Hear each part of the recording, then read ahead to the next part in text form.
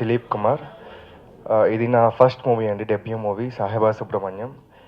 Posters అన్నీ చూశారు మీరు అండ్ సాంగ్స్ వినే ఉంటారు అందరూ కూడా.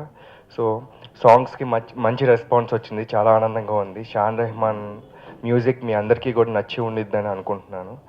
అలాగే ఈ పాటలు లిరిక్స్ వింటే కనుక రాకేంద్ర మౌళి వెన్నెలకంటి గారు అబ్బాయి రాశారు. అవి ఆ తెలుగు లిరిక్స్ అన్నీ కూడా చాలామందికి నచ్చాయని చెప్పి నాకు చాలా మెసేజెస్ వచ్చాయి ఫేస్బుక్, ట్విట్టర్ ద్వారా. చాలా హ్యాపీగా ఫీల్ అయ్యాము. అలాగే ఈ మూవీలో నేను మీరు గమనిస్తే కనుక చాలా మంచి కాస్టింగ్ ఉందండి. రావు రమేష్ గారు, నరేష్ గారు, నాగినీడు గారు, పూర్ణిమ గారు, కాశీ విశ్వనాథ్ గారు, తాగుబోతు రమేష్ గారు. సో మీరు సినిమా చూస్తే కనుక ఒక మీకు బయటికి అరే ఎందుకు వచ్చామనే ఉద్దేశంతో అయితే వెళ్ళరు, చాలా ఆనందంగా వెళ్తారు. మంచి బ్యాక్గ్రౌండ్ స్కోర్తో షాన్ రెహమాన్ ప్రతి సీన్కి కూడా మంచి బ్యాక్గ్రౌండ్ స్కోర్ ఇచ్చారు. ఏ సీన్ కూడా మీకు బోరింగ్గా అయితే ఉండదని నేను మాటిస్తున్నాను మీ అందరికీ కూడా, తప్పకుండా. అండ్ శశికిరణ్ గారు, ఎంఎస్ గారి డాటర్, ఈ మూవీని డైరెక్ట్ చేశారు. అండ్ ఫస్ట్ మూవీ అయినా మీరు విజువల్స్ చూస్తే మీకు తెలుస్తుంది ఎంత బాగా డైరెక్ట్ చేశారు అనేది. అండ్ ఈఓపి వర్క్ కూడా మీ అందరికీ నచ్చుతుంది. సినిమా రిలీజ్ డేటు అది 13వ తారీఖు డిసెంబర్ 13, 2014 శనివారం మా సినిమాని రిలీజ్ చేయబోతున్నాం. దానికి సంబంధించిన వర్క్ అంతా జరుగుతూ ఉంది. ఆల్మోస్ట్ అన్నీ అయిపోయినాయి. సర్టిఫికెట్ మీ అందరికీ తెలిసే ఉండి ఉండొచ్చు, already film certificate, clean you certificate వచ్చింది. సినిమాని మేము ప్రేక్షకుల ముందుకు తీసుకొచ్చి అక్కడి నుంచి వారి థియేటర్లు అవి కూడా కన్ఫర్మ్ అయిపోయినాయి, పేపర్లో వస్తూ ఉన్నాయి థియేటర్స్ కూడా.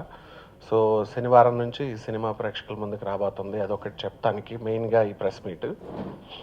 రెండోది, ఈ సినిమా గురించి చెప్పాలంటే, ఈ సినిమా మలయాళ చిత్రం రీమేక్ అయినా కానీ మన తెలుగుదనం కంప్లీట్గా ఉండే సినిమా, పూర్తిగా ఉంటుంది తెలుగుదనం ఈ సినిమాలో.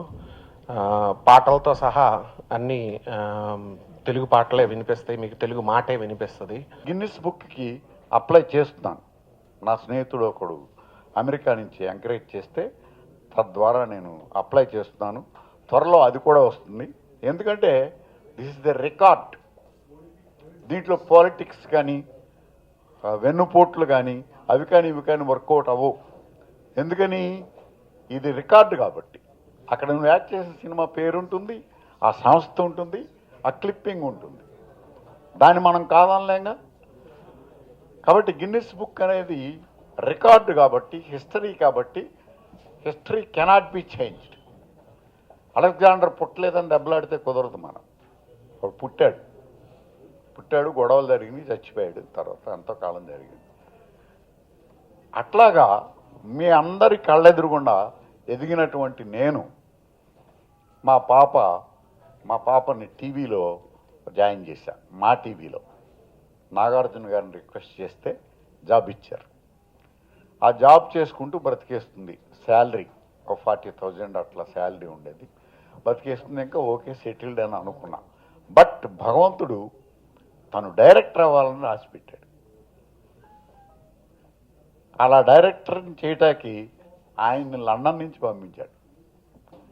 లండన్లో ఎక్కడో డాక్టర్గా చేసుకుంటున్నటువంటి నాగేశ్వరరావు గారు, నేను ఒక లేడీ డైరెక్టర్తో సినిమా తీయాలనుకుంటాను, అందుకు మీ అమ్మాయి గారిని సెలెక్ట్ చేసుకున్నామండి, మీరు చేయిస్తారా అని చెప్పేసి ఆ దిలీప్ను డాక్టర్ గారు రామోజీ ఫిల్మ్ సిటీలో అత్తారింటికి దారేది క్లైమాక్స్ షూటింగ్లో నా దగ్గరికి వచ్చారు. వస్తే నేను అన్నా, అదేంటండి మా అమ్మాయినే ఎందుకు సెలెక్ట్ చేసుకుంటున్నారు, నందిని రెడ్డి గారు అని ఉన్నారు, ఇంకా చాలామంది లేడీ డైరెక్టర్స్ ఉన్నారండి మన ఇండస్ట్రీలో, వారితో చేసుకోవచ్చు కదా అన్నారు. కాదండి, కొత్తవారైతే దాన్ని ప్రాణం పెట్టి, అంటే పాతవారు తీరని కాదు, కొత్త వాళ్ళకు ఉండేటటువంటి ఆ యాంగ్జైటీ, ఆ పట్టుదల ఉంటుందని చెప్పేసి మేము ప్రిఫర్ చేస్తున్నామండి, మీరు ఏంటన్నారు. సరే సార్, మరి ఎక్కడ ట్రైనింగ్ అవ్వలేదండి మా పాప, మీకు ఇష్టం అయితే పెట్టుకున్నాను. ఇది రీమేక్ సినిమా అండి, కొంత ఈజీ అవుతుంది అన్నారు. అట్లా అయితే సరే అండి అని చెప్పేసి చెప్పామన్నమాట. ఆ తర్వాత ఆ సినిమా చూసా. అది ఒక అంటే సౌకుమార్యమైనటువంటి సినిమా అనమాట. దాంట్లో బ్లాస్టింగ్స్, ఈ దెబ్బలాట్లు, ఫైట్లు, కొట్టేసుకోవటాలు, ఇవి సంఘటనలు ఉంటాయి కానీ దృశ్యాలు ఉండవు. ఆ కోపతాపాలు ఉంటాయి మనుషుల్లో, బట్ ఆ దృశ్యజాలం లేదు దీంట్లో. ఇది అందరూ పిల్లాబిడ్డలతోటి, ఫ్యామిలీస్ తోటి చక్కగా కూర్చొని చూసి a good feel good picture. అది చూసి నాకు ఆనందం వేసింది. ఓహో, మా పాపకి ఇలాంటి అవకాశం రావటం అదృష్టంగా భావించి నేను ఈ సినిమా చేయటానికి అంగీకరించానన్నమాట. అంగీకరించిన తర్వాత నాకు అనిపించింది నేనేమన్నా దీంట్లో కొన్ని సలహాలు ఇద్దాం అది ఇదని. కొంచెం నాలో ఉన్నటువంటి డైరెక్టరు అట్లా నిద్రలో ఇచ్చాడు. ఇంట్లో డైరెక్టర్ వచ్చేటప్పటికి బయట వాళ్ళు అలాగేనరు అన్నమాట. ఎలాగా 2 సినిమాలు తీసావు, ఏమో బాక్స్ ఆఫీస్ దగ్గర బోల్తా కొట్టిని, నువ్వు మాకు సలహాలే వద్దులే అని చెప్పేసి అంటారు. అదొక ప్రమాదం కూడా నాకు. తర్వాత వేషాలు కూడా ఎవరు ఈ ప్రమాదాలన్నీ ఎందుకులే కొందించుకోవటం, తనం తీని అని. పైగా అదేంటంటే యూత్ సినిమా. మనం ఎంత కాదనుకున్నా కొంచెం సీనియర్ ఆర్టిస్టులు, సీనియర్స్ ఎంత కాదనుకున్నా వాళ్ళ జీవితంలో వర్కౌట్ అయినటువంటి ఆ ఏజ్తో కూడినటువంటి చిన్న చాదస్తం ఎక్కడో 1% మన బ్రెయిన్లో తెలియకుండానే ఉంటుంది దాక్కుని మనకి. అది నేను ఎన్నో పుస్తకాల్లో చదివాను, ఎంతోమందిని చూశాను. వృద్ధులైనా సరే అద్భుతమైనటువంటి ప్రేమని వాటిని పండించేటటువంటి వాళ్ళు కొందరు ఉన్నారు. ఒక మన్మోహన్ దేశాయ్, ఒక కె రాఘవేంద్రరావు గారు, ఇట్లాంటి కొంతమంది ప్రముఖులు ఉన్నారు వరల్డ్లో. అంత జాతకం మనకు లేదు, అంత వరుసలో జాయిన్ అయ్యే అంత విజ్ఞానం కానీ ఆ పట్టుదల కానీ మనకు లేదు. ఎందుకని అది మొట్టమొదటి నుంచి ఉండాలి. అసలు ఈ రంగానికి రావడమే, నేను డైరెక్టర్ని అవ్వాలని వస్తే ఉండొచ్చు, చెప్పలేము. బట్ నేను రచయిత అవుదామని వచ్చా, రచయిత అవ్వలేదు, నటున్నయ్యా. ఆ నటున్నయ్యి డైరెక్టర్గా ఫస్ట్ ర్యాంక్ వచ్చేయాలనుకుంటే కుదరని పని అది. ఇవన్నీ ఆలోచించి తన దారిని తాను చేసుకొని తనకు బాధ్యత తెలిస్తేనే బాగా తీస్తుందని చెప్పేసి వదిలిపెట్టేశాను. ఆ తర్వాత తీసిన సినిమా చూశాను, చాలా బాగా తీసింది. నా కూతురు అని చెప్పడం కాదు, బాగోకపోతే తనతో కూడా డిస్కస్ చేస్తా. అమ్మా ఇది బాగాలేదు, అది బాగాలేదు, దాన్ని మార్చుకోవాలి, మార్చుకుంటే మనకి 10 మంది ఆదరణ లభిస్తుంది అని డిస్కస్ చేసుకునే సౌలభ్యం నాకు ఉంది కాబట్టి చేయొచ్చు అని చెప్పేసి వదిలేశాను. వదిలేసి సినిమా చూస్తే అంతకుముందు కొన్ని సినిమాలు తీసిన ఎక్స్పీరియన్స్డ్ డైరెక్టర్గానే ఆ సినిమా తీసింది. సో నేను సినిమా చేసేటప్పుడు నా పైన చాలా బాధ్యత ఉంటుంది. ఫస్ట్ ఆఫ్ ఆల్ నాగేశ్వరరావు గారికి సభాముఖంగా థ్యాంక్స్ చెప్తున్నాను. నాకంటూ ఒక గుర్తింపు ఇచ్చారు. అంటే జనరల్లీ ఒక పెద్ద ఆల్రెడీ పేరు తెచ్చుకున్న వాళ్ళ ఇంట్లో పుట్టిన వాళ్ళకి చాలా స్ట్రగుల్ ఉంటుంది. మాకంటూ ఒక ఐడెంటిటీ క్రియేట్ చేసుకోవడం చాలా కష్టమైన పని. Being a girl, I'm always interested to do a film. అంటే డైరెక్షన్ అంటే ఇన్హరెంట్గా ఇంట్రెస్ట్ ఉంది, కానీ నేను ఎప్పుడు నాన్నగారితో కూడా చెప్పలేదు. నాకుండే స్ట్రగుల్స్, నాకుండే ఫ్యామిలీ ప్రాబ్లమ్స్ ఇవన్నీ నేను వాటిలో పడి నేను ఇంకా జాబ్ చేసుకుంటూ ఉన్నాను.